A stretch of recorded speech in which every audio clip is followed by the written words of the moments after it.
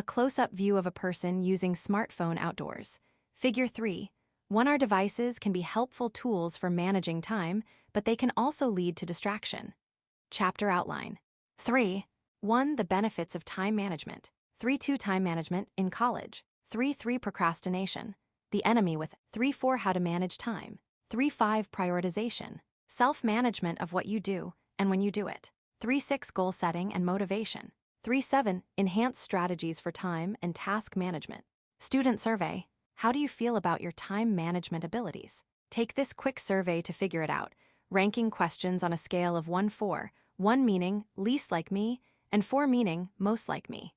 These questions will help you determine how the chapter concepts relate to you right now. As you are introduced to new concepts and practices, it can be informative to reflect on how your understanding changes over time. We'll revisit these questions at the end of the chapter to see whether your feelings have changed. I regularly procrastinate completing tasks that don't interest me or seem challenging. I use specific time management strategies to complete tasks. I find it difficult to prioritize tasks because I am not sure what is really important. I am pleased with my ability to manage my time. You can also take the Chapter 3 survey anonymously online. Student profile. Before I started college, I had heard that the amount of work would be overwhelming, and that it would be much harder than high school. That was true, but after being in college for a couple of weeks, I felt that people made it seem scarier than it actually was. I had some homework assignments here, some essays, some hard classes, but it wasn't that bad. Until midterms and finals came knocking. I had so much to study and so little time. The pressure was unimaginable, and since there was so much material to learn, I kept procrastinating. The nights before the exams were a disaster. After the semester, I realized that I needed to do something differently. Instead of crashing before midterms and finals, I would study throughout the semester. I would review notes after class, do a few practice problems in the book even if homework wasn't assigned, and try to ask professors questions during their office hours if I was confused. This continual effort helped me do better on exams because I built up my understanding and was able to get a good night's sleep before the big test. I still studied hard, but the material was in reach, and understanding it became a reasonable goal, not an impossibility. I also felt more confident going into the exams because I knew that I had a deeper knowledge. I could recall things more easily. Most importantly, I now had peace of mind throughout the day and during the tests themselves, since I knew that I was better prepared. Nachum Sash, actuarial science major, City University of New York. About this chapter.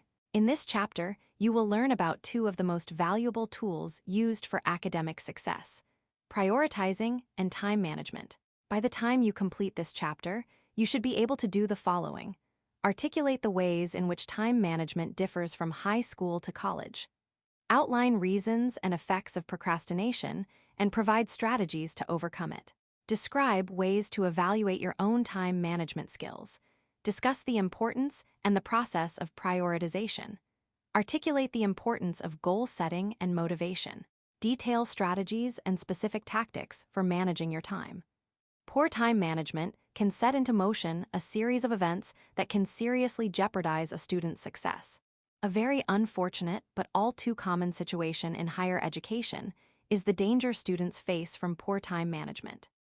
Many college administrators that work directly with students are aware that a single mishap or a case of poor time management can set into motion a series of events that can seriously jeopardize a student's success. In some of the more extreme instances, the student may even fail to graduate because of it. To better understand how one instance of poor time management can trigger a cascading situation with disastrous results, imagine that a student has an assignment due in a business class. She knows that she should be working on it, but she isn't quite in the mood. Instead, she convinces herself that she should think a little more about what she needs to complete the assignment and decides to do so while looking at social media or maybe playing a couple more rounds of a game on her phone. In a little while, she suddenly realizes that she has become distracted and the evening has slipped away. She has little time left to work on her assignment. She stays up later than usual trying to complete the assignment but cannot finish it. Exhausted, she decides that she will work on it in the morning during the hour she had planned to study for her math quiz. She knows there will not be enough time in the morning to do a good job on the assignment, so she decides that she will put together what she has and hope she will at least receive a passing grade. At this point in our story, an evening of procrastination has not only resulted in a poorly done business class assignment, but now she is going to take a math quiz that she has not studied for. She will take the quiz tired from staying up too late the night before. Her lack of time management has now raised potential issues in 2 courses. Imagine that each of these issues also causes additional problems, such as earning low scores on both the assignment and the quiz. She will now have to work harder in both courses to bring her grades up. Any other problems she has with future assignments in either course could cause a domino effect of circumstances that begins to overwhelm her. In our imagined situation, you can see how events set into motion by a little procrastination can quickly spiral out of control. You can probably think of similar experiences in your own life, when one small bit of poor time management set off a chain of events that threaten to cause big problems. The high cost of poor time management. It's not just your academic performance that can be affected by cascading events that have a domino effect on your college path. And dropping out of school is not your only danger. There are other consequences that affect the financial cost to you as a student if your lack of time management skills causes you to delay when you finish college. Based on independent research, a Washington Post article details the financial impact delaying graduation by 2 semesters can have on a student. 1. Spending a few extra years in college may cost you more than you think. Danielle Douglas Gabriel, June 21, 2016. According to the article, there is a significant cost associated with delaying graduation from college by only 1 year, by dropping and retaking courses, taking less than a full credit load, etc. Not only will you pay for additional tuition, textbooks, and other fees associated with going to school, but if you are using student loans, you will also accumulate interest on those loans. On average, this would come to an extra $12,557 in actual costs and $6,040 in interest at a public university, or $18,992 in tuition and fees and $7,823 in interest over 10 years at a private school. That's a lot of extra cost to you. In the long run, just 2 extra semesters of college can cost you almost $150,000. While a loss of $26,815 may seem like a lot of money, it pales in comparison to the other financial areas impacted by a single extra year in school. The Washington Post article estimates that 1 year's delay of graduation would cost you an additional $46,355 based on average lost earnings. To make matters worse, like the story of the student that procrastinates finishing her business assignment, there is a spiraling effect that takes place with loss of income when it comes to retirement investments. The figure cited by the Washington Post as lost retirement earnings for taking 5 years instead of 4 years to graduate is $82,074. That brings the average total cost for only 2 extra semesters to over $150,000. Measured by the financial cost to you, even a slight delay of graduation can have a serious impact. Average cost of an additional year of college, tuition, textbooks, and fees $15,774. Interest on student loan $6,932. Lost wages $6,335. Lost retirement earnings $2,074. Average total loss $151,115. Table 3, 1 credit, Washington Post. Note the numbers in the table above have been averaged between the 2 scenarios described. It is worth noting that any situation that brings about a delay in graduation has the potential to increase the cost of college. This also includes attending school on a part-time basis. While in some instances, responsibilities may make it impossible to go to school full-time, from a financial perspective, you should do all you can to graduate as soon as you can. While it may not be possible to prevent life challenges while you are in college, you can do a great deal to prevent the chaos and the chain reaction of unfortunate events that they can cause.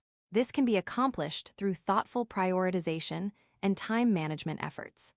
What follows in the rest of this chapter is a close look at the nature of time management and prioritization in ways that can help keep you on track to graduate college on time.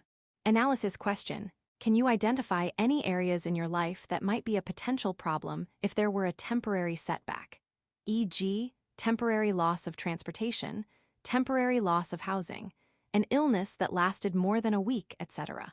What could you do for a backup plan if something did happen? Questions to consider: is time management different in college from what I am used to? How different is college schoolwork from high school work? You may find that time management in college is very different from anything you have experienced previously. For the last 12 years, almost all your school time was managed by educators and your parents. What you did, and when you did, it was controlled by others. In many cases, even after-school time was set by scheduled activities, such as athletics, and by nightly homework that was due the next day. In the workplace, the situation is not very different, with activities and time on task being monitored by the company and its management. This is so much a part of the working environment that many companies research how much time each task should take, and they hold employees accountable for the time spent on these job functions. In fact, having these skills will help you stand out on the job and in job interviews. K-12 college. Many class activities are planned. Class time is given to receiving information. Homework is often similar for each student. You may have freedom in homework choices. Time is managed by others more often.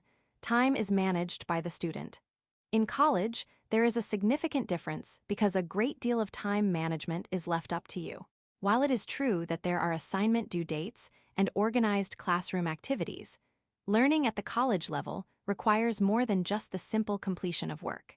It involves decision-making and the ability to evaluate information. This is best accomplished when you are an active partner in your own learning activities, a student sitting at a desk and studying from a textbook. Figure 3. Two students may set aside specific times and specific places to study. As an example of how this works, think about a college assignment that involves giving a classroom presentation. To complete the assignment, you are given time to research and reflect on the information found. As a part of the assignment, you must reach your own conclusions and determine which information that you have found is best suited for the presentation. While the date of the actual presentation and how long it will last are usually determined by the instructor, how much time you spend gathering information, the sources you use, and how you use them are left to you. What students say: how difficult is it for you to keep track of multiple tasks over the course of a term? Extremely easy. Somewhat easy. Somewhat difficult. Extremely difficult. Do you use a particular app to help you manage your time? I use Google Calendar. I use the calendar on my phone. I use a paper notebook planner. I use the calendar on my learning management system. I use another app or system. I don't use any type of planner or app. Rank the following in terms of what you would most like to improve regarding your time management skills. My ability to predict how much time my tasks will take. My ability to balance various obligations. My ability to avoid procrastination. My ability to limit distractions. You can also take the anonymous What Students Say surveys to add your voice to this textbook. Your responses will be included in updates. Students offer their views on these questions, and the results are displayed in the graphs below. How difficult is it for you to keep track of multiple tasks over the course of a term? A horizontal bar graph plots the responses for a survey as easy and difficult. Figure 3. 3. Do you use a particular app to help you manage your time? A horizontal bar graph plots the responses of users on different web applications. Figure 3. 4. Rank the following in terms of what you would most like to improve regarding your time management skills. A horizontal bar graph plots the responses for a survey as easy and difficult. Figure 3. 5. You have lots of time to manage. For college-level learning, this approach is important enough that you can expect to spend much more time on learning activities outside the classroom than you will in the classroom. In fact, the estimated time you should spend will be at least 2 hours of outside learning for every 1 hour of lecture. Some weeks may be more intense, depending on the time of the semester and the courses you are taking. If those hours are multiplied over several courses in a given session, you can see how there is a significant amount of time to manage. Unfortunately, many students do not always take this into consideration, and they spend far less time than is needed to be successful. the results of poor time management are often a shock to them. In college, as an active participant in your own education, what you do and when you do it is largely determined by you. The nature of what you have to do has changed. Returning to our example of the classroom presentation assignment, you can see that the types of learning activities in college can be very different from what you have experienced previously. While there may have been similar assignments in high school, such as presentations or written papers, the level of expectation with length and depth is significantly different in college. This point is made very clear when comparing facts about the requirements of high school work to the type of work students produce in college. One very strong statistic that underscores this comes from a study conducted by the Pew Research Center. They found that 82% of teens report that their typical high school writing assignments were only a single paragraph to 1 page in length. 2. Writing Technology and Teens, 2004, Pew Research Center. This is in stark contrast to a number of sources that say that writing assignments in lower-level college courses are usually 5-7 pages in length, while writing assignments in upper-level courses increase to 15-20 pages. It is also interesting to note that the amount of writing done by a college student can differ depending on their program of study. The table below indicates the estimated average amount of writing assigned in several disciplines. To estimate the number of pages of assigned writing, the average number of writing assignments of a given page length was multiplied by an approximate number of pages for the assignment type. See estimating number of pages written for calculation details. Writing assignments vary in length. Discipline number of pages assigned in introductory course. Arts and Humanities 49. Biological Sciences, Agriculture and Natural Resources 47. Physical Sciences, Mathematics, and Computer Science 44. Social Sciences 52. Business 48. Communications, Media, and Public Relations 50. Education 46. Engineering 46. Health Professions 43. Social Service Professions 47. Table 3. 2 credit, updated NSSE, since 2013 3. High school homework often consists of worksheets or tasks based on reading or classroom activities. In other words, all the students are doing the same tasks, at relatively the same time, with little autonomy over their own education. Using the earlier example of the presentation assignment, not only will what you do be larger in scale, but the depth of understanding and knowledge you will put into it will be significantly more than you may have encountered in previous assignments. This is because there are greater expectations required of college graduates in the workplace. Nearly any profession that requires a college degree has with it a level of responsibility that demands higher-level thinking and therefore higher learning. An often cited example of this is the healthcare professional. The learning requirements for that profession are strict because we depend on those graduates for our health and, in some cases, our lives. While not every profession may require the same level of study needed for healthcare, most do require that colleges maintain a certain level of academic rigor to produce graduates who are competent in their fields. Questions to consider. Why do we procrastinate?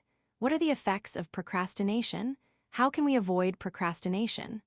A close-up view shows the legs of a person standing in the library with a golf stick, about to hit the ball into a cup placed on the floor against a flag. Figure 3.6, we can think of many creative ways to procrastinate, but the outcome is often detrimental. Credit. University of the Fraser Valley /Flickr attribution 2 generic, CC by 2. 0. Simply put, procrastination is the act of delaying some task that needs to be completed. It is something we all do to greater and lesser degrees. For most people, a little minor procrastination is not a cause for great concern. But there are situations where procrastination can become a serious problem with a lot of risk. These include when it becomes a chronic habit, when there are a number of tasks to complete and little time, or when the task being avoided is very important. Because we all procrastinate from time to time, we usually do not give it much thought, let alone think about its causes or effects. Ironically, many of the psychological reasons for why we avoid a given task also keep us from using critical thinking to understand why procrastination can be extremely detrimental, and in some cases difficult to overcome. To succeed at time management, you must understand some of the hurdles that may stand in your way. Procrastination is often one of the biggest. What follows is an overview of procrastination with a few suggestions on how to avoid it. The reasons behind procrastination. There are several reasons we procrastinate, and a few of them may be surprising. On the surface, we often tell ourselves it is because the task is something we do not want to do, or we make excuses that there are other things more important to do first. In some cases, this may be true, but there can be other contributors to procrastination that have their roots in our physical well-being or our own psychological motivations. Lack of energy. Sometimes we just do not feel up to a certain task. It might be due to discomfort, an illness, or just a lack of energy. If this is the case, it is important to identify the cause and remedy the situation. It could be something as simple as a lack of sleep or improper diet. Regardless, if a lack of energy is continually causing you to procrastinate to the point where you are beginning to feel stress over not getting things done, you should definitely assess the situation and address it. Lack of focus. Much like having low physical energy, a lack of mental focus can be a cause of procrastination. This can be due to mental fatigue, being disorganized, or allowing yourself to be distracted by other things. Again, like low physical energy, this is something that may have farther-reaching effects in your life that go beyond the act of simply avoiding a task. If it is something that is recurring, you should properly assess the situation.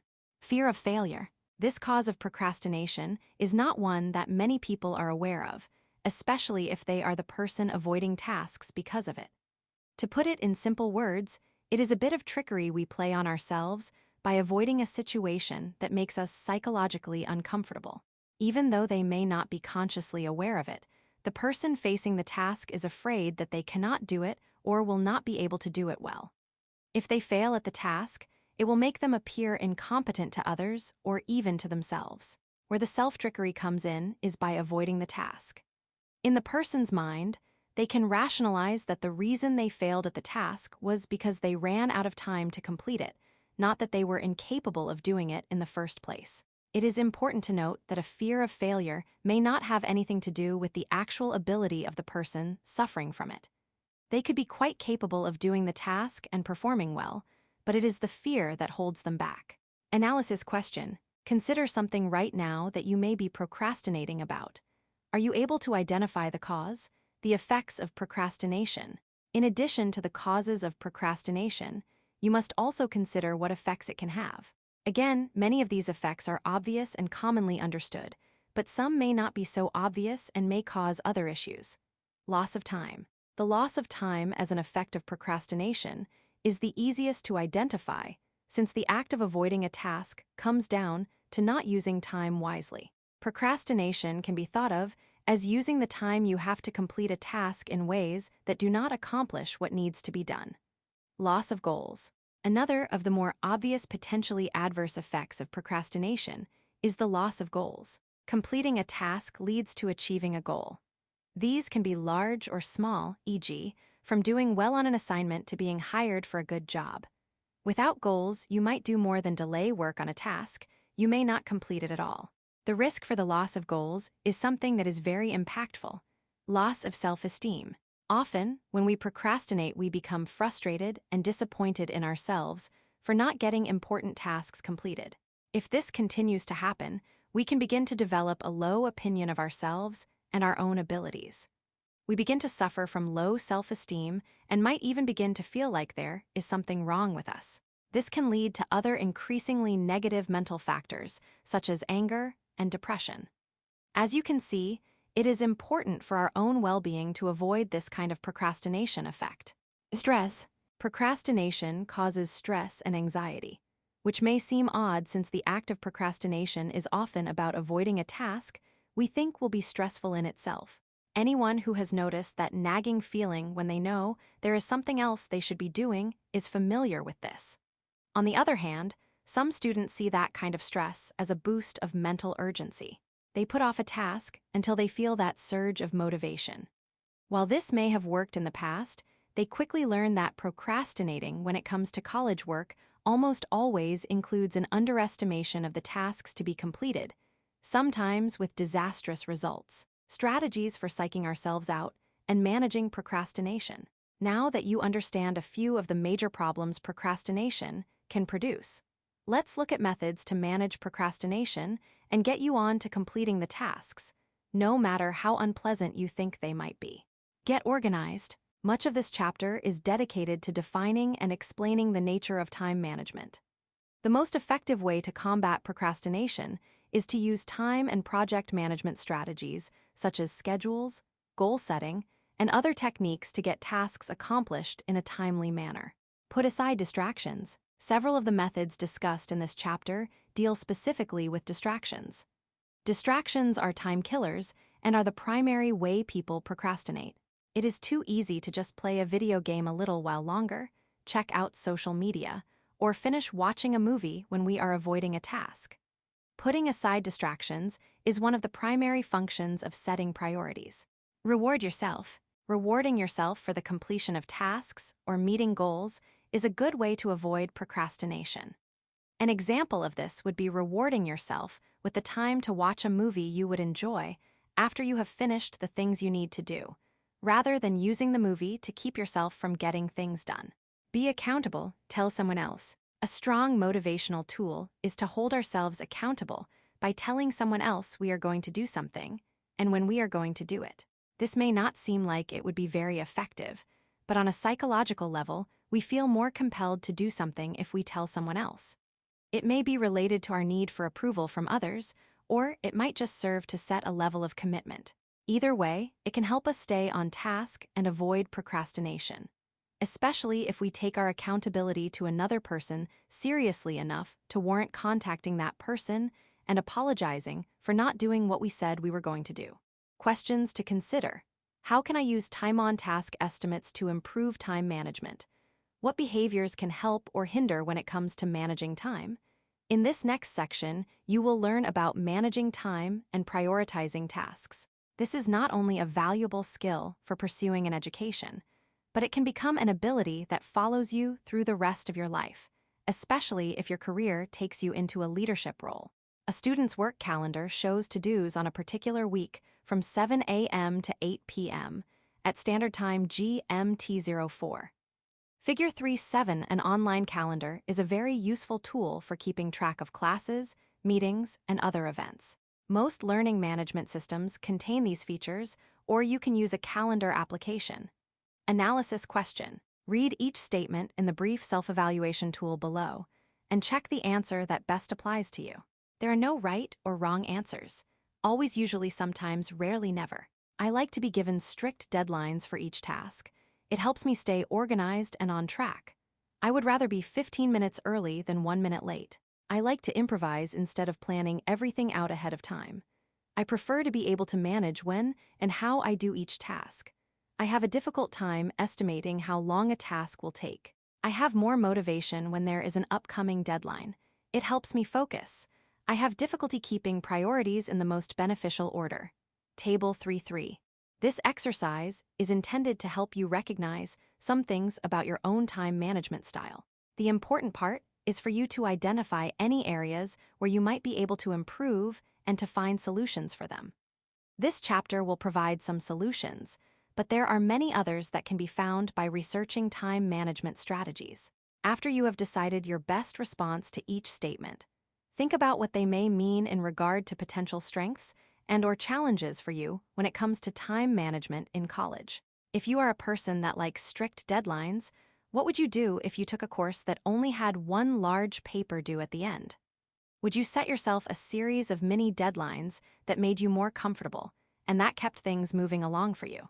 Or, if you have difficulty prioritizing tasks, would it help you to make a list of the tasks to do and order them, so you know which ones must be finished first? How to manage time. The simplest way to manage your time is to accurately plan for how much time it will take to do each task, and then set aside that amount of time. How you divide the time is up to you. If it is going to take you 5 hours to study for a final exam, you can plan to spread it over 5 days, with an hour each night, or you can plan on 2 hours one night and 3 hours the next. What you would not want to do is plan on studying only a few hours the night before the exam, and find that you fell very short on the time you estimated you would need. If that were to happen, you would have run out of time before finishing, with no way to go back and change your decision. In this kind of situation, you might even be tempted to pull an all-nighter, which is a phrase that has been used among college students for decades. In essence, it means going without sleep for the entire night and using that time to finish an assignment. While this method of trying to make up for poor planning is common enough to have a name, rarely does it produce the best work. Activity. Many people are not truly aware of how they actually spend their time. They make assumptions about how much time it takes to do certain things, but they never really take an accurate account. In this activity, write down all the things you think you will do tomorrow and estimate the time you will spend doing each. Then track each thing you have written down to see how accurate your estimates were. Obviously, you will not want to get caught up in too much tedious detail, but you will want to cover the main activities of your day. For example, working, eating, driving, shopping, gaming, being engaged in entertainment, etc. After you have completed this activity for a single day, you may consider doing it for an entire week so that you are certain to include all of your activities. Many people that take this sort of personal assessment of their time are often surprised by the results. Some even make lifestyle changes based on it. Activity estimated time, actual time. Practice quiz 5 minutes, 15 minutes. Lab conclusions 20 minutes, 35 minutes. Food shopping 45 minutes, 30 minutes. Drive to work 20 minutes, 20 minutes. Physical therapy 1 hour, 50 minutes. Table 3.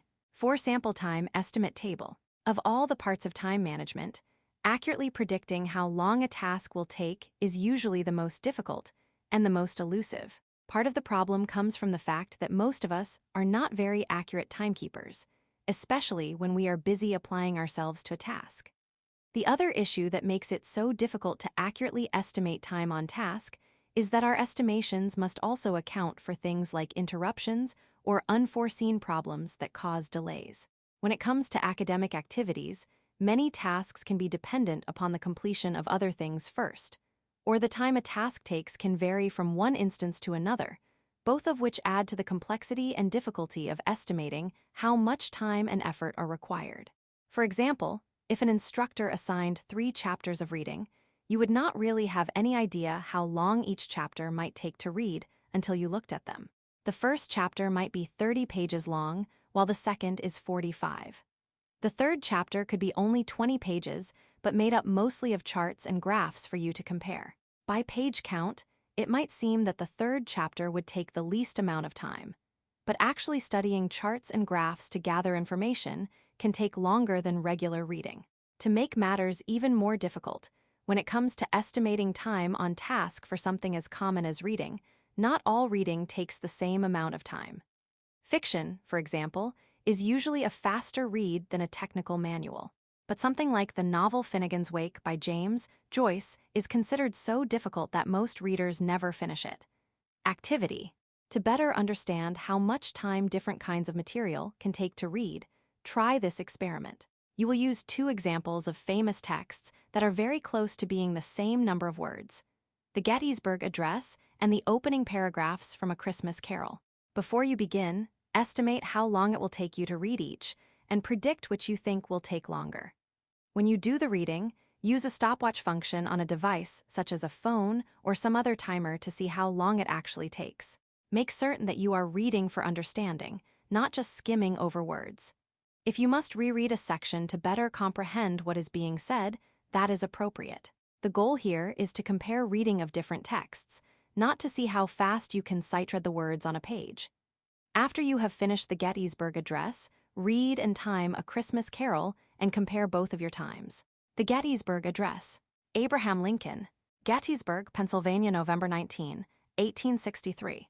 Word count 278. 77 years ago our fathers brought forth on this continent a new nation, conceived in liberty, and dedicated to the proposition that all men are created equal. Now we are engaged in a great civil war, testing whether that nation, or any nation so conceived and so dedicated, can long endure. We are met on a great battlefield of that war. We have come to dedicate a portion of that field as a final resting place for those who here gave their lives that that nation might live. It is altogether fitting and proper that we should do this. But in a larger sense, we cannot dedicate, we cannot consecrate, we cannot hallow this ground. The brave men, living and dead, who struggled here, have consecrated it, far above our poor power to add or detract. The world will little note, nor long remember what we say here, but it can never forget what they did here. It is for us the living, rather, to be dedicated here to the unfinished work which they who fought here have thus far so nobly advanced. It is rather for us to be here dedicated to the great task remaining before us, that from these honored dead we take increased devotion to that cause for which they gave the last full measure of devotion, that we here highly resolve that these dead shall not have died in vain, that this nation, under God, shall have a new birth of freedom, and that government of the people. By the people, for the people, shall not perish from the earth. A Christmas Carol, Charles Dickens, Chapman and Hall, 1843. Word count 260. Marley was dead, to begin with, there is no doubt whatever about that. The register of his burial was signed by the clergyman, the clerk, the undertaker, and the chief mourner. Scrooge signed it, and Scrooge's name was good upon change for anything he chose to put his hand to. Old Marley was as dead as a doornail. Mind, I don't mean to say that I know, of my own knowledge, what there is particularly dead about a doornail. I might have been inclined, myself, to regard a coffin nail as the deadest piece of ironmongery in the trade. But the wisdom of our ancestors is in the simile, and my unhallowed hands shall not disturb it, or the country done for. You will therefore permit me to repeat, emphatically, that Marley was as dead as a doornail. Scrooge knew he was dead. Of course he did. How could it be otherwise? Scrooge and he were partners for I don't know how many years. Scrooge was his sole executor, his sole administrator, his sole assign, his sole residuary legatee, his sole friend and sole mourner.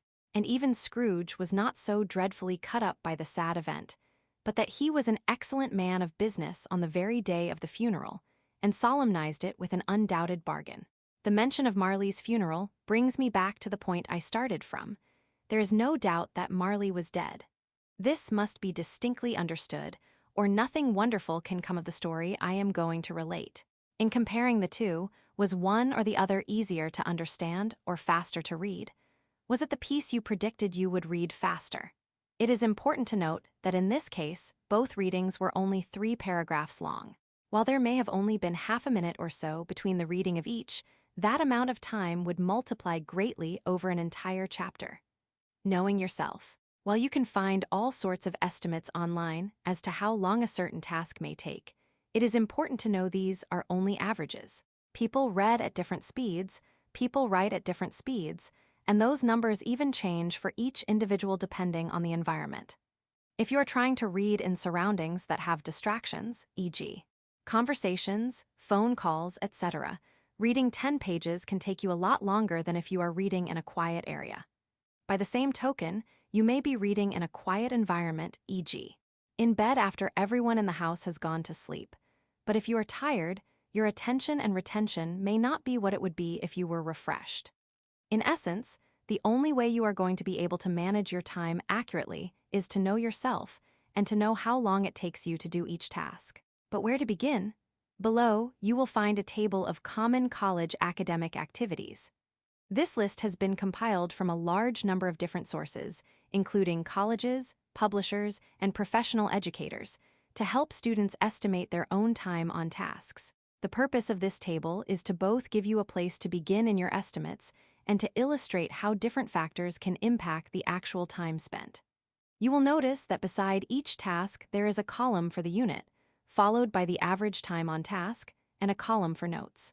The unit is whatever is being measured, e.g., pages read, pages written, etc., and the time on task is an average time it takes students to do these tasks. It is important to pay attention to the notes column, because there you will find factors that influence the time on task.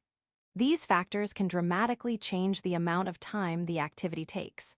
Time on task, activity unit time on task notes, general academic reading, textbook, professional journals.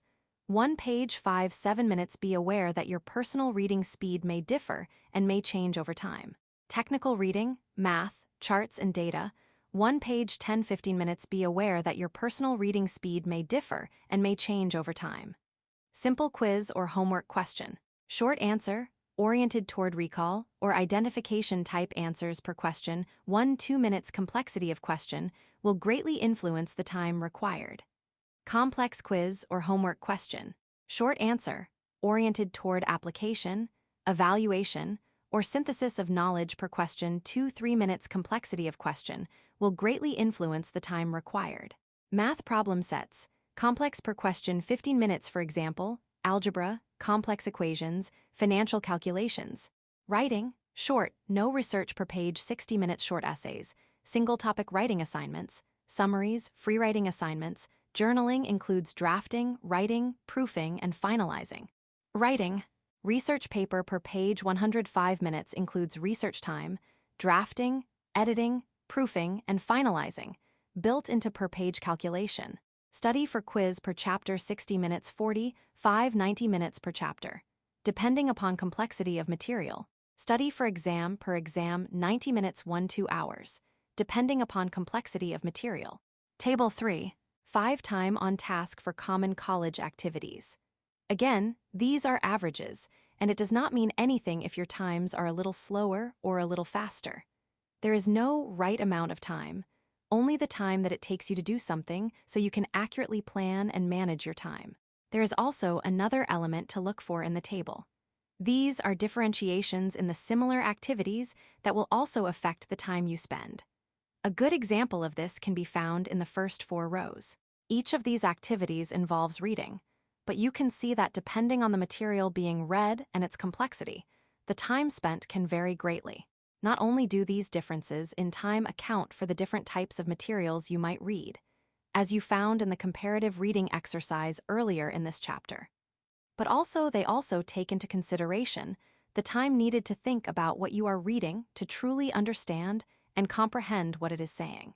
Get connected. Which apps help you best prepare for success when managing your time? Do you have trouble keeping track of multiple tasks over the course of a term? Trello lets you organize all your obligations in helpful boards.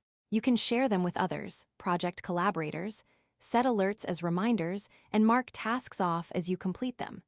Do you use a particular app to help you manage your time? Sticky note apps are available for PC, Mac, and mobile devices.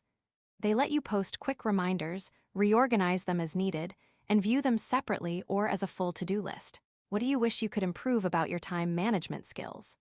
Toggle helps you keep track of how and where you are spending your time so you can budget better and make time management changes that free you up for the really important stuff. A sticky note shows a student's checklist and to-dos. Figure 3 8-numbered lists are useful and easy tools to create. Questions to consider. Why is prioritization important? What are the steps involved in prioritization? How do I deal with situation where others' priorities are not the same as my own?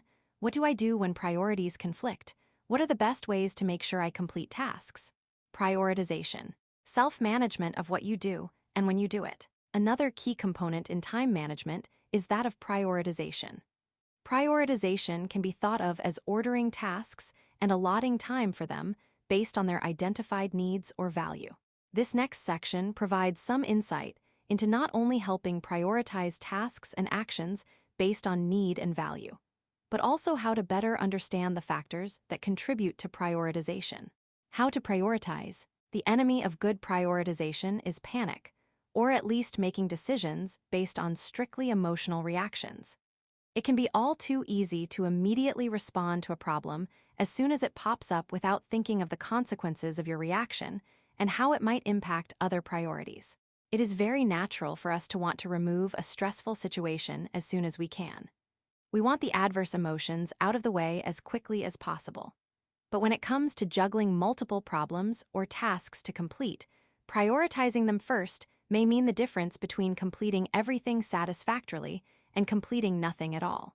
Make certain you understand the requirements of each task. One of the best ways to make good decisions about the prioritization of tasks is to understand the requirements of each. If you have multiple assignments to complete and you assume one of those assignments will only take an hour, you may decide to put it off until the others are finished. Your assumption could be disastrous if you find, once you begin the assignment, that there are several extra components that you did not account for, and the time to complete will be 4 times as long as you estimated. Or, One of the assignments may be dependent on the results of another, like participating in a study and then writing a report on the results. If you are not aware that one assignment depends upon the completion of the other before you begin, you could inadvertently do the assignments out of order and have to start over. Because of situations like this, it is critically important to understand exactly what needs to be done to complete a task before you determine its priority. Make decisions on importance, impact on other priorities, and urgency.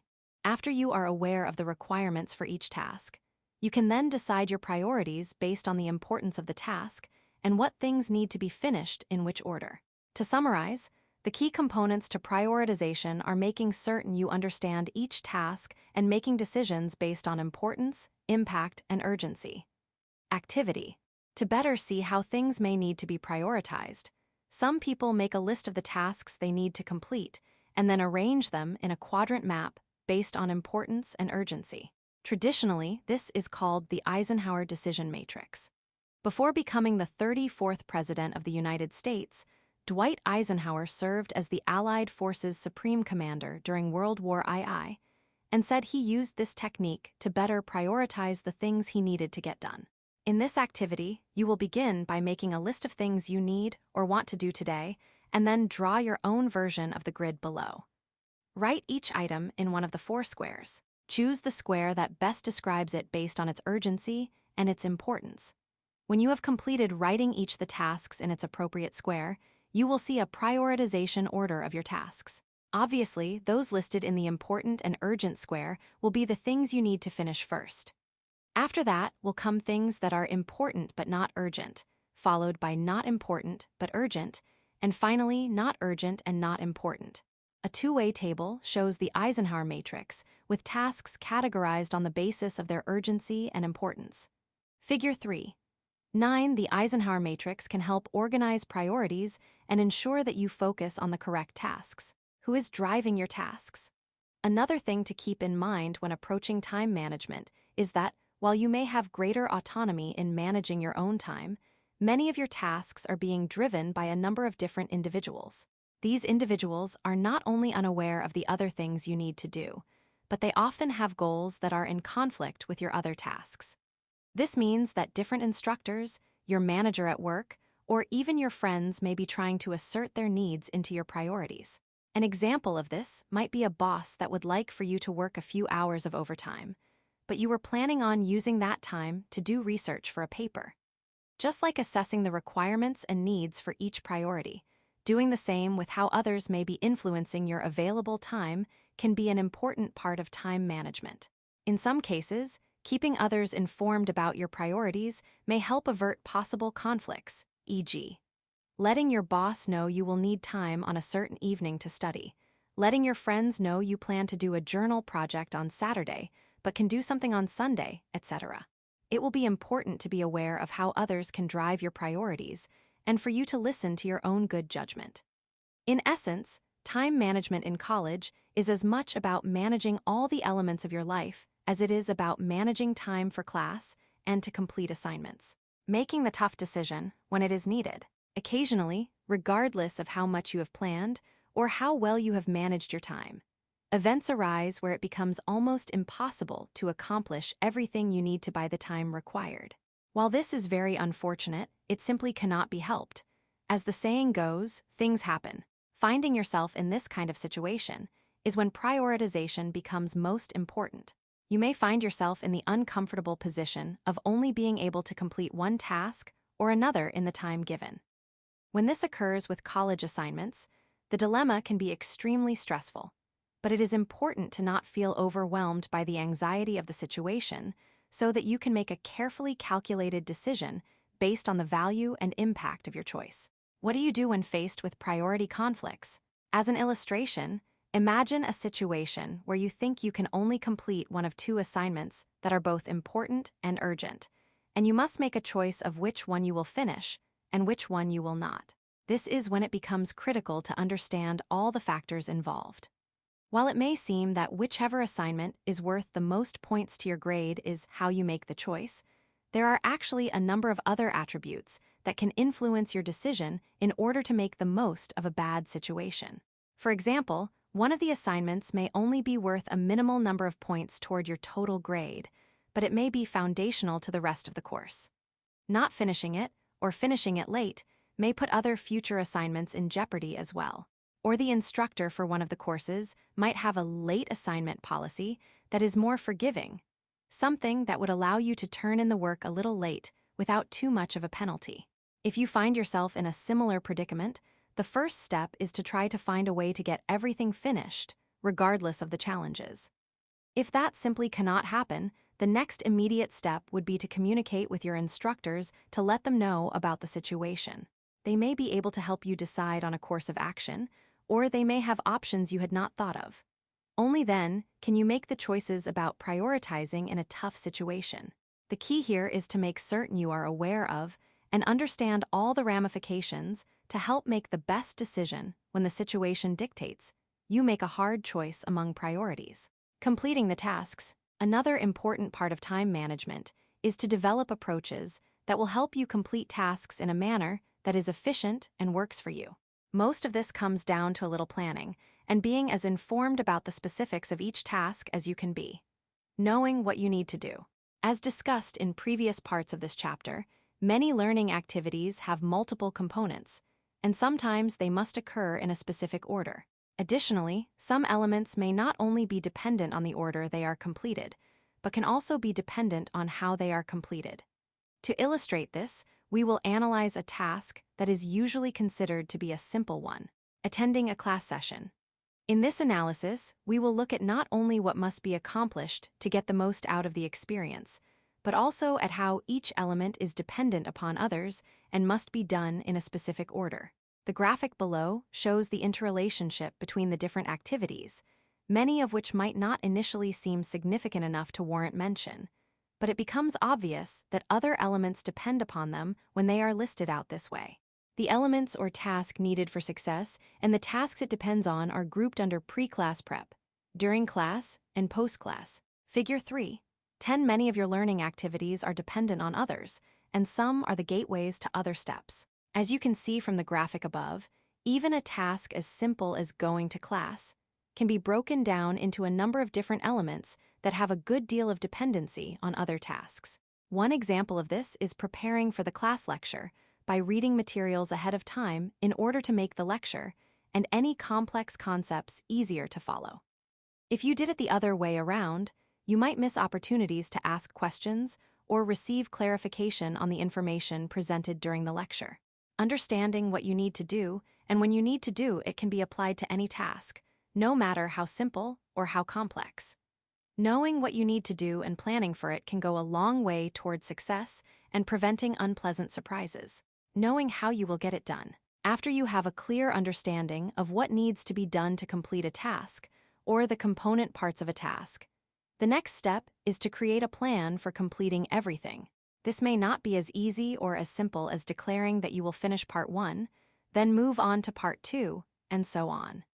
Each component may need different resources or skills to complete, and it is in your best interest to identify those ahead of time and include them as part of your plan. A good analogy for this sort of planning is to think about it in much the same way you would preparing for a lengthy trip. With a long journey, you probably would not walk out the front door and then decide how you were going to get where you were going. There are too many other decisions to be made and tasks to be completed around each choice.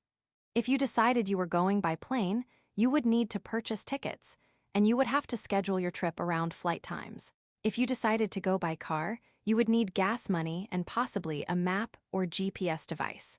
What about clothes? The clothes you will need are dependent on how long will you be gone and what the climate will be like. If it's far enough away that you will need to speak another language, you may need to either acquire that skill or at least come with something or someone to help you translate. What follows is a planning list that can help you think about and prepare for the tasks you are about to begin.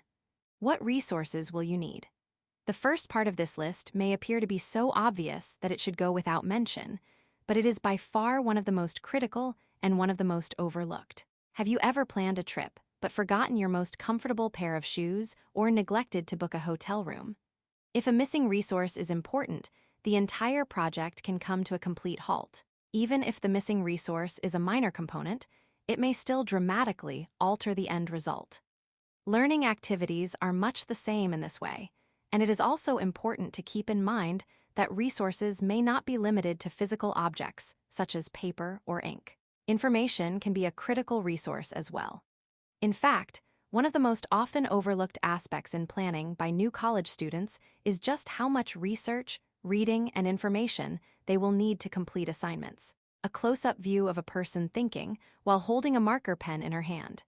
Figure 3:11 allowing time to think is an important part of learning. Credit, Juhan Sonnen/Flickr/attribution 2. Generic CC by 20. For example, if you had an assignment in which you were supposed to compare and contrast a novel with a film adapted from that novel, it would be important to have access to both the movie and the book as resources.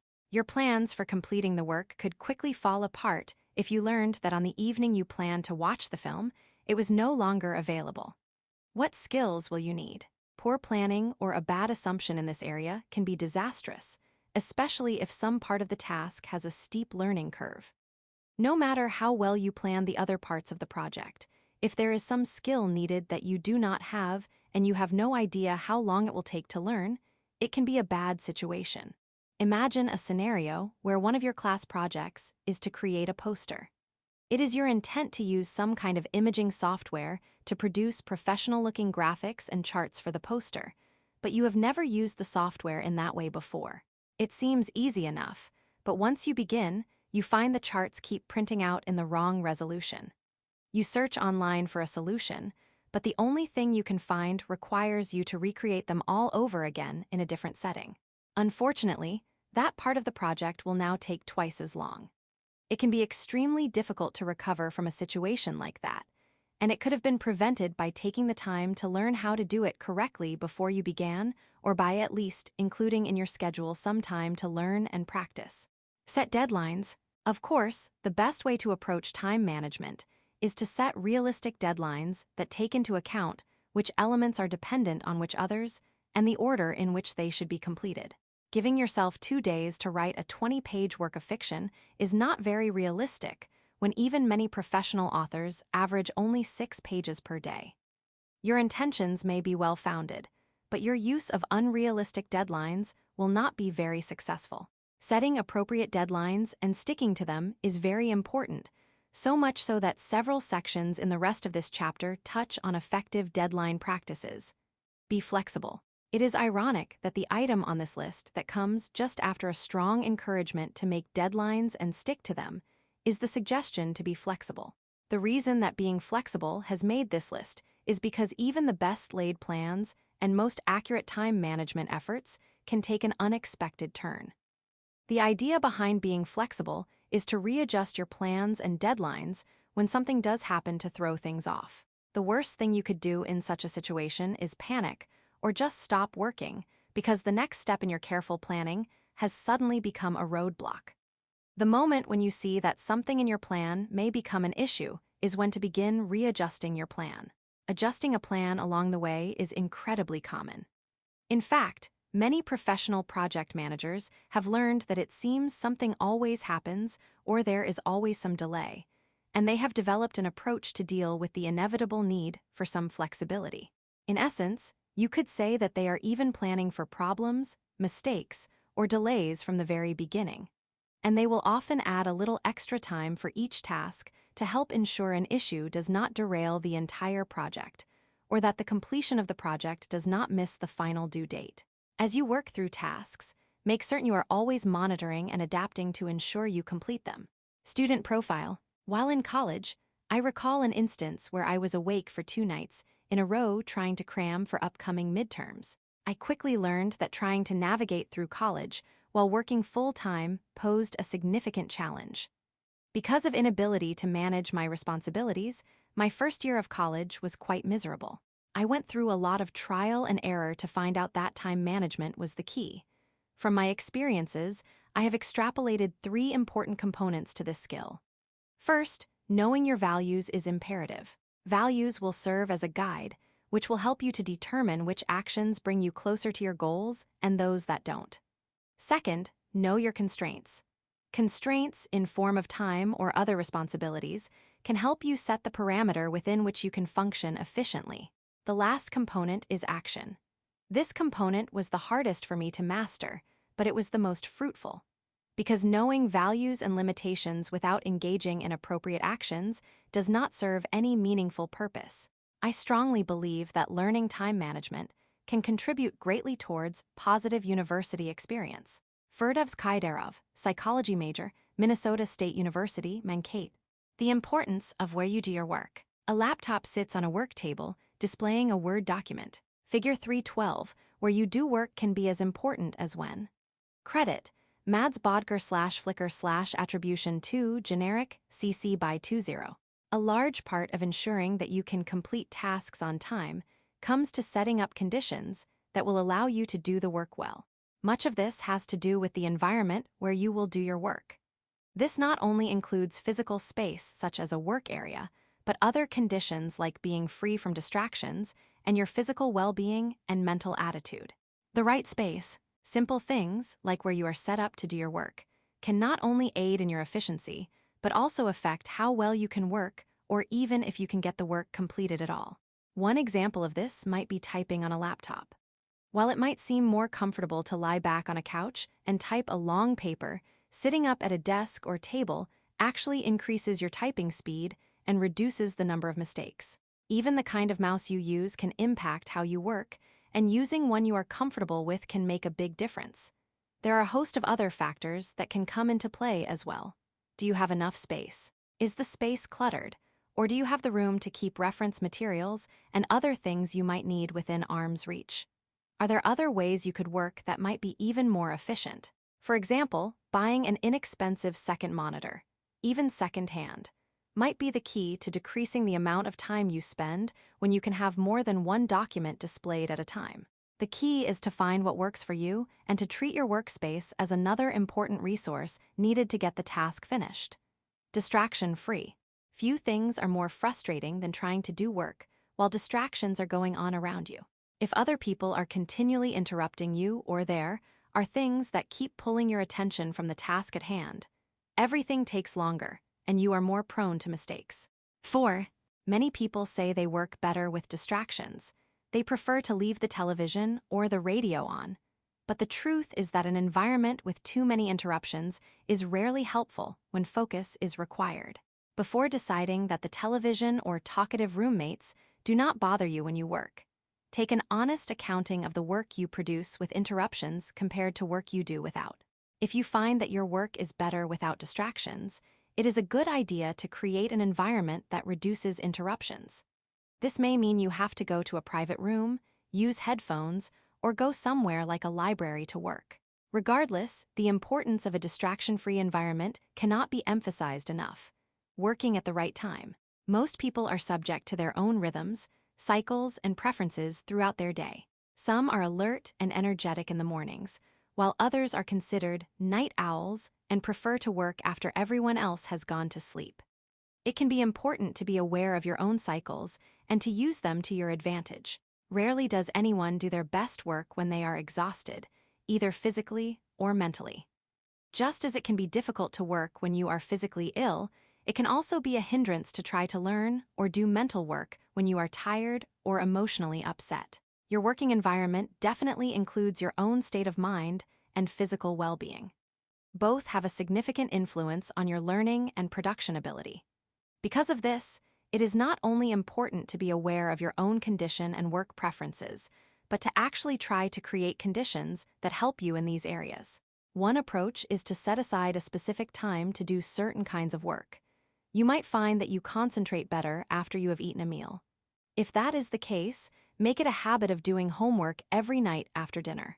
Or you might enjoy reading more after you are ready for bed, so you do your reading assignments just before you go to sleep at night.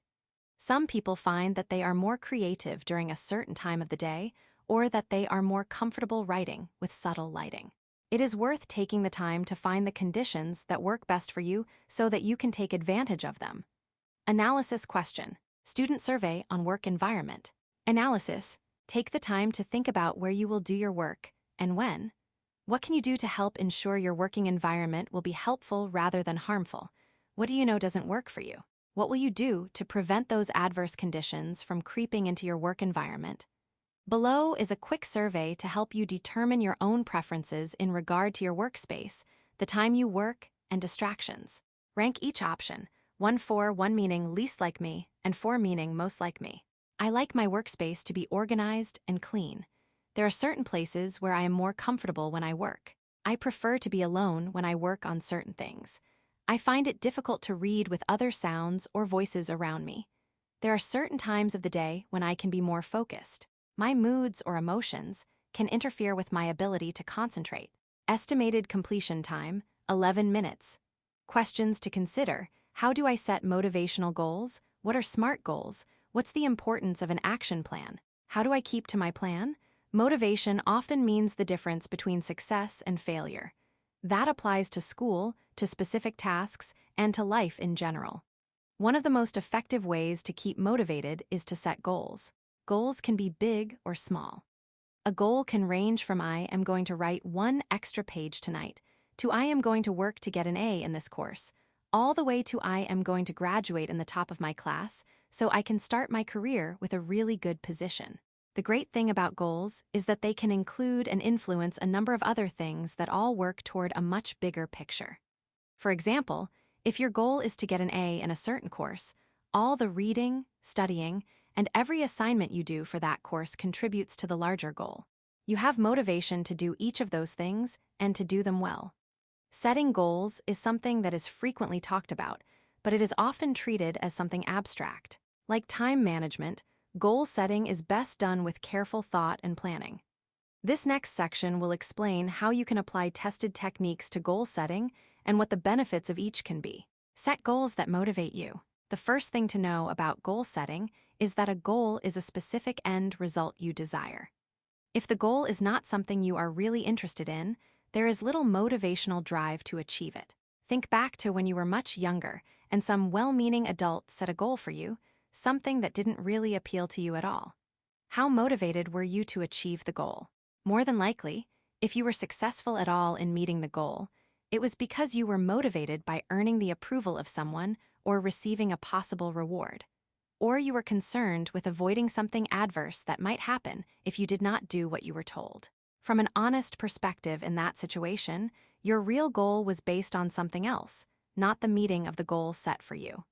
To get the most from the goals you set, make sure they are things that you are interested in achieving. That is not to say you shouldn't set goals that are supported by other motivations. E.g., if I finish studying by Friday, I can go out on Saturday. But the idea is to be intellectually honest with your goals. Set SMART goals. Goals should also be SMART. In this case, the word SMART is not only a clever description of the type of goal, but it is also an acronym that stands for specific, measurable, attainable, relevant, and time-bound. The reason these are all desirable traits for your goals is because they not only help you plan how to meet the goal, but they can also contribute to your decision-making processes during the planning stage. What does it mean to create SMART goals? Specific. For a goal to be specific, it must be defined enough to actually determine the goal. A goal of get a good job when I graduate is too general. It doesn't define what a good job is. In fact, it doesn't even necessarily include a job in your chosen profession. A more specific goal would be something like be hired as a nurse in a place of employment where it is enjoyable to work and that has room for promotion.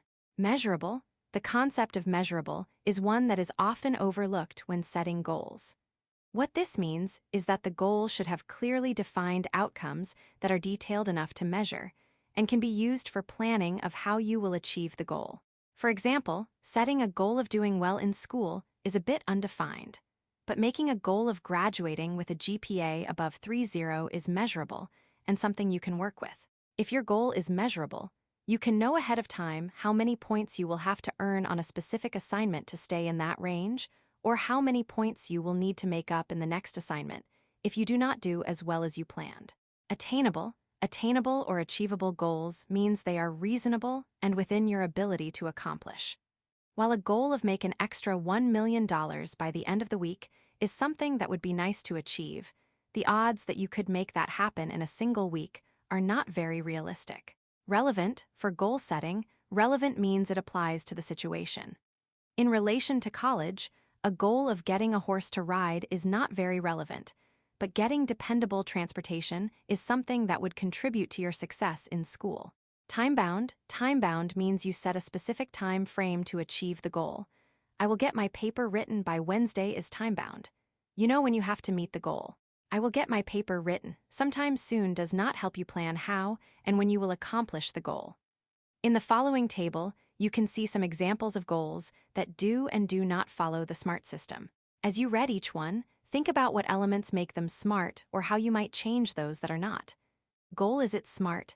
I am going to be rich someday. No, there is nothing really specific, measurable, or time-bound in this goal. I will graduate with my degree on time. Yes, the statement calls out specific, measurable, and time-bound details. The other attributes of attainable and relevant are implied. I am going to save enough money to buy a newer car by June. Yes, all SMART attributes are covered in this goal. I would like to do well in all my courses next semester. No, while this is clearly time-bound and meets most of the SMART goal attributes, it is not specific or measurable without defining what do well means. I am going to start being a nicer person. No, while most of the SMART attributes are implied, there is nothing really measurable in this goal.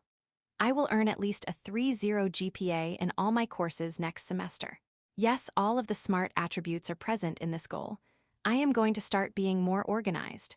No, while most of the SMART attributes are implied, there is nothing really measurable in this goal. Table 3. 6. Application. Try writing 2 SMART goals, something with a 1-week time frame and something that you will accomplish over the next year. Make certain that you include all the appropriate elements: specific, measurable, attainable, relevant, and time-bound. Make an action plan. Like anything else, making a step-by-step action plan of how you will attain your goals is the best way to make certain you achieve them. It doesn't matter if it is a smaller goal with immediate results, e.g., finish all your homework due by Friday, or something bigger that takes several years to accomplish, graduate with my degree in the proper amount of time. The planning techniques you use for time management and achieving goals can be similar. In fact, accurate goal setting is very much a part of time management if you treat the completion of each task as a goal. What follows is an example of a simple action plan that lists the steps for writing a short paper. You can use something like this or modify it in a way that would better suit your own preferences. Action plan. Task objective: when. Choose topic, select something interesting. Needs to be done by Monday. Write outline, look for references. Create structure of paper and outline each part. Monday, 6:00 p.m. Research references to support outline, look for good quotes. Strengthen paper and resources. Tuesday, 6:00 p.m. Write paper introduction and first page draft.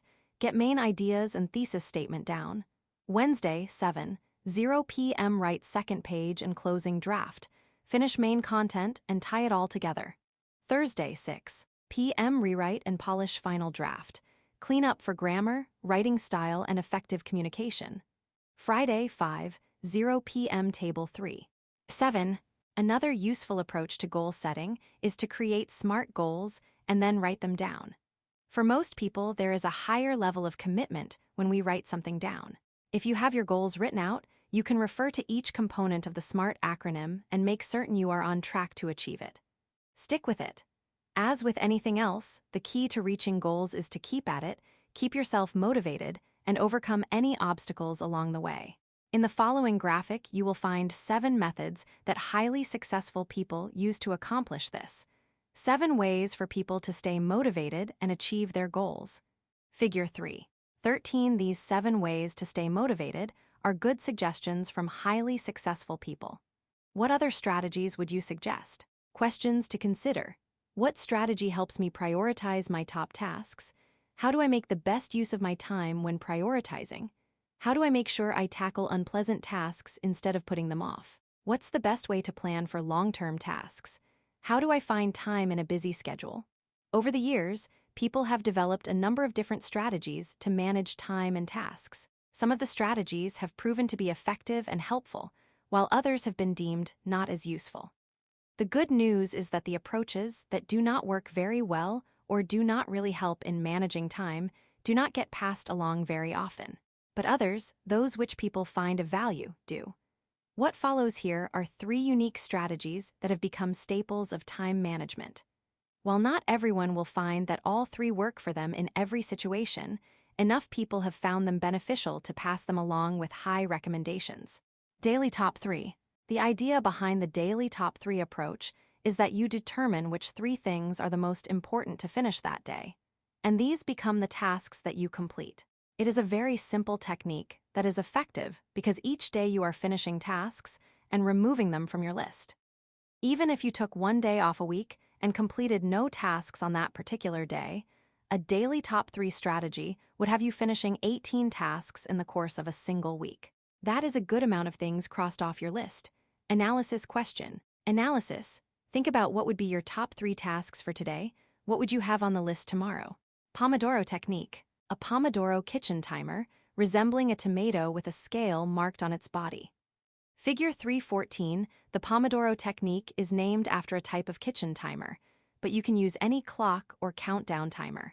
Markovert/Flickr/attribution 2, generic, CC by 20. The Pomodoro technique was developed by Francesco Cirillo.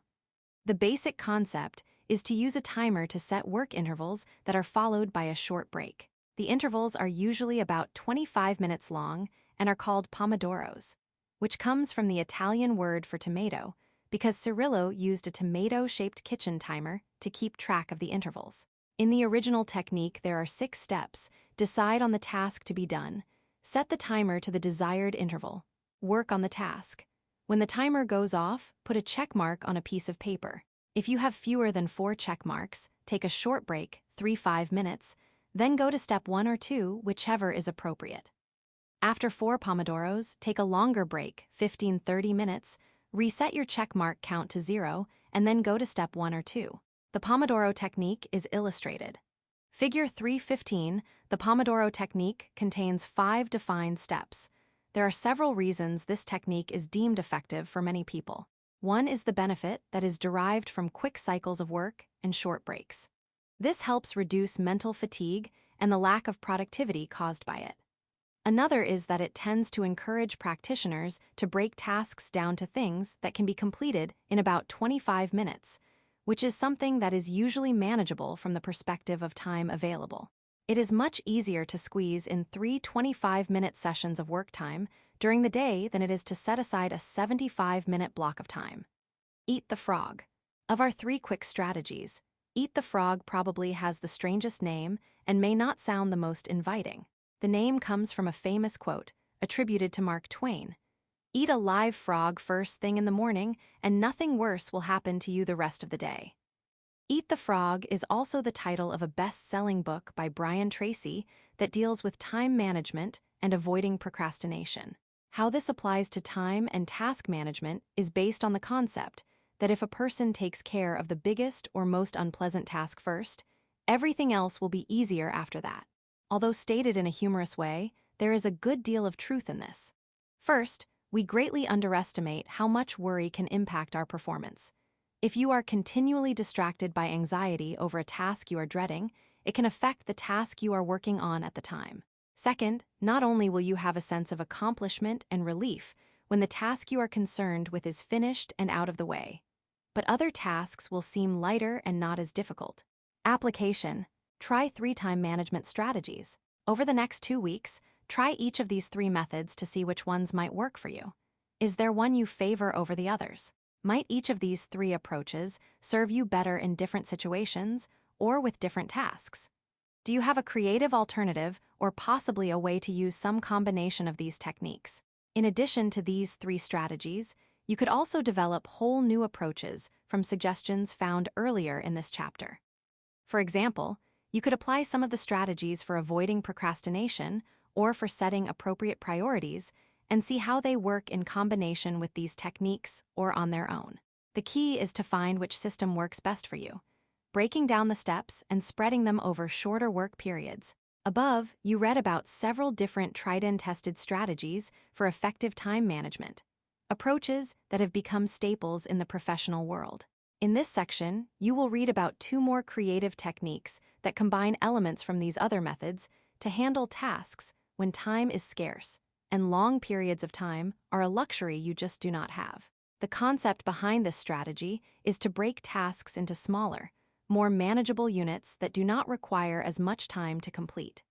As an illustration of how this might work, imagine that you are assigned a 2-page paper that is to include references. You estimate that to complete the paper, start to finish, would take you between 4.5 and 5 hours. You look at your calendar over the next week and see that there simply are no open 5-hour blocks, unless you decided to only get 3 hours of sleep one night. Rightly so, you decide that going without sleep is not a good option. While looking at your calendar, you do see that you can squeeze in an hour or so every night. Instead of trying to write the entire paper in one sitting, you break it up into much smaller components as shown in the table below. Breaking down projects into manageable-sized tasks. Day/time task time. Monday 6:00 p.m. Write outline, look for references. 60 minutes. Tuesday 6:00 p.m. Research references to support outline, look for good quotes. 60 minutes. Wednesday 7:00 p.m. Write paper introduction and first page draft. 60 minutes. Thursday 6:00 p.m. Write second page and closing draft. 60 minutes. Friday 5:00 p.m. Rewrite and polish final draft. 60 minutes. Saturday 10:00 a.m. only if needed, finish or polish final draft. 60 minutes. Table 3-8. Monday, Tuesday, Wednesday, Thursday, Friday, Saturday, Sunday. 8:00-10. Work. 10:00-12. Algebra work, algebra 10 a.m. 11 a.m. only if needed work. 12:00-2. 00 lunch/study 1 p.m. English comp lunch/study 1 p.m. English comp lunch/study family picnic work. 2:00-4. 00 history English comp history family picnic. 4:00-6. Study for algebra quiz, grocery study for history exam, 5 p.m. 6 p.m. Rewrite and polish final draft, family picnic laundry. 6:00-7. Write outline, look for references. Research references to support outline, look for good quotes. Research presentation project. Write second page and closing draft, create presentation. Meet with Darcy, prepare school stuff for next week. 7:008. Free time, write paper introduction and first page draft. Research presentation project. Create presentation. Free time. Table 3-9. While this is a simple example, you can see how it would redistribute tasks to fit your available time in a way that would make completing the paper possible. In fact, if your time constraints were even more rigid, it would be possible to break these divided tasks down even further. You could use a variation of the Pomodoro technique and write for 3 20-minute segments each day at different times. The key is to look for ways to break down the entire task into smaller steps and spread them out to fit your schedule. Student profile. Time management is probably one of the hardest things I had to pick up when I got to college. For starters, I didn't have anyone to come wake me up if I forgot to set an alarm or to tell me to get out of bed so that I wouldn't be late. I had to start placing my phone far away from my bed, so that way I would have to get out of bed in order to turn the alarm off. Accomplishing work on time can also be difficult. It's tough to find the fine balance between when you have to stay in and work on assignments and when it's acceptable to go out and do leisure activities. I learned the 8-8-8 rule. Every day you spend 8 hours working on schoolwork or going to class, 8 hours of free time to do what you want, and then 8 hours to sleep at night so that you will get enough rest. Sleep is crucial for time management. I learned very quickly that you cannot focus or be productive if you are struggling to keep your head from falling over because you are so tired. Basically, I've learned that if you want to be successful in college, then you have to be on top of your game when it comes to time. It's something you cannot make up once it's gone. Preston Allen, University of Central Arkansas. Analyzing your schedule and creating time to work. Of all the strategies covered in this chapter, this one may require the most discipline, but it can also be the most beneficial in time management. The fact is most of us waste time throughout the day. Some of it is due to a lack of awareness, but it can also be caused by the constraints of our current schedules. An example of this is when we have 15 to 20 minutes before we must leave to go somewhere. We don't do anything with that time because we are focused on leaving or where we are going, and we might not be organized enough to accomplish something in that short of a time period. In fact, a good deal of our 24-hour days are spent a few minutes at a time waiting for the next thing scheduled to occur. These small units of time add up to a fair amount each day. The intent of this strategy is to recapture those lost moments and use them to your advantage. This may take careful observation and consideration on your part, but the results of using this as a method of time management are more than worth it. The first step is to look for those periods of time that are wasted or that can be repurposed. In order to identify them, you will need to pay attention to what you do throughout the day and how much time you spend doing it. The example of waiting for the next thing in your schedule has already been given, but there are many others. How much time do you spend in activities after you have really finished doing them, but are still lingering because you have not begun to do something else? E.g., letting the next episode play while binge-watching, reading social media posts, or waiting for someone to reply, surfing the internet, etc. You might be surprised to learn how much time you use up each day by just adding a few unproductive minutes here and there. If you set a limit on how much time you spend on each activity, you might find that you can recapture time to do other things. An example of this would be limiting yourself to reading news for 30 minutes, instead of reading the main things that interest you, and then spending an additional amount of time just looking at things that you are only casually interested in, because that is what you are doing at the moment. You could stop after a certain allotted period and use the extra time you have gained on something else. After you identify periods of lost time, the next step will be to envision how you might restructure your activities to bring those extra minutes together into useful blocks of time. Using the following scenario as an illustration, we will see how this could be accomplished. A young person smiling at the camera while shopping in the supermarket. Figure 3. 16 Sarah has to balance a lot of obligations. On Tuesday nights, Sarah has a routine. After work, she does her shopping for the week 2 hours driving and shopping, and then prepares and eats dinner 1 hour. After dinner, she spends time on homework 1 hour and catching up with friends, reading the news and other internet activities 1 hour, and then she watches television or reads before going to bed 1 hour. While it may seem that there is very little room for improvement in her schedule, without cutting out something she enjoys, limiting the amount of time she spends on each activity and rethinking how she goes about each task can make a significant difference. In this story, Sarah's Tuesday night routine includes coming home from work, taking stock of which items in her home she might need to purchase, and then driving to the store. While at the store, she spends time picking out and selecting groceries as she plans for meals she will eat during the rest of the week. Then, after making her purchases, she drives home. Instead, if she took the time to make a list and plan for what she needed at the store before she arrived, she would not spend as much time looking for inspiration in each aisle. Also, if she had a prepared list, not only could she quickly pick up each item, but she could stop at the store on the way home from work, thus cutting out the extra travel time. If purchasing what she needed took 30 minutes less, because she was more organized, and she cut out an additional 20 minutes of travel time by saving the extra trip to the store from her house, she could recapture a significant amount of her Tuesday evening.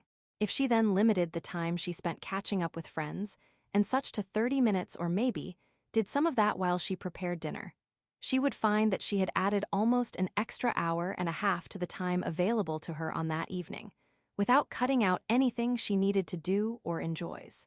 If she decided to spend her time on study or homework, this would more than double the time she previously had available in her schedule for homework. Analysis question. Reflection. Analysis. Identify areas in the way you spend your day where you may be able to recapture and repurpose time.